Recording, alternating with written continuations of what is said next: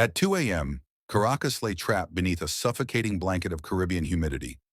To anyone standing on a balcony overlooking the city, the sky appeared empty, silent, calm, unremarkable.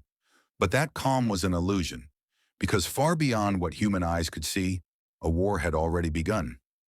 Not with explosions, but with electrons. Inside Venezuela's Russian-supplied S-300 air defense command posts, radar operators watched their scopes glow softly in the dark.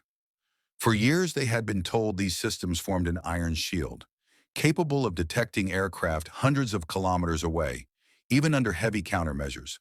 What they didn't realize was that the battle had already moved beyond radar. High above the cloud layer, U.S. electronic attack aircraft were flooding the electromagnetic spectrum, not with brute force jamming, but with something far more dangerous. Confusion. Signals were bent, timing distorted, targets duplicated. The screen still worked, but reality no longer matched what they showed. And then, at 2:01, the illusion collapsed. There was no warning siren, no incoming track, only a violent tearing sound, like metal being ripped apart, followed by the ground shuddering beneath Caracas. Within seconds, precision strikes slammed into La Carlota Air Base and surrounding air defense nodes. Radar emitters that activated to search for threats instantly betrayed their own positions. Anti-radiation missiles followed those emissions like predators tracking a heartbeat. Command vehicles went dark mid-sentence. The S-300 batteries, once the pride of the nation's defense, never fired a single interceptor.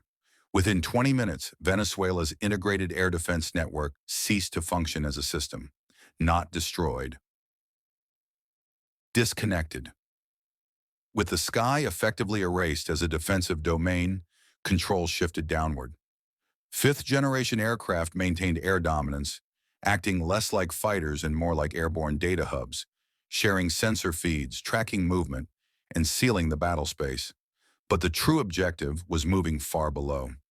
Just 50 feet above rooftops and jungle canopy, special operations helicopters slipped through corridors mapped months in advance. Their crews flew without lights, guided by terrain-following radar and real-time intelligence. Their destination was not a base, not a command bunker. It was a residence. For years, intelligence agencies had documented routines, locations, and fallback shelters tied to Venezuela's leadership. On this night, the data aligned. Tier 1 Special Operations Forces hit multiple entry points simultaneously. Resistance was brief, disorganized, and overwhelmed before coherent orders could be issued. As Caracas lost power and the city fell into darkness, confusion spread faster than facts. Fires burned at military depots outside the capital. Communications collapsed. Senior officers demanded answers. None came. Aircraft that might have responded never left the ground. Runways were cratered. Hangars destroyed. Air power had been neutralized before it could even enter the fight. And then came the shock wave that rippled far beyond Venezuela. An official statement confirmed the unthinkable.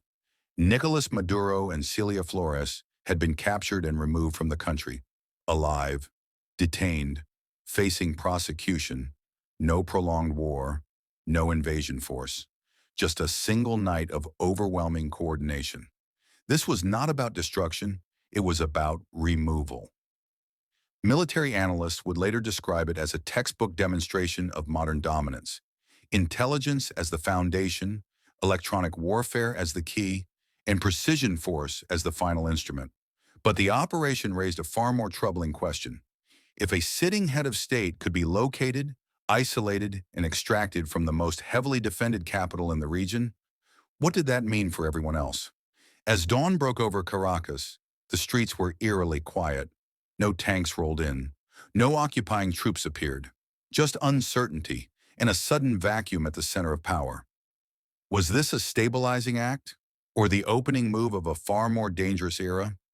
Because once the precedent is set, no bunker, no border, and no title truly guarantees safety anymore.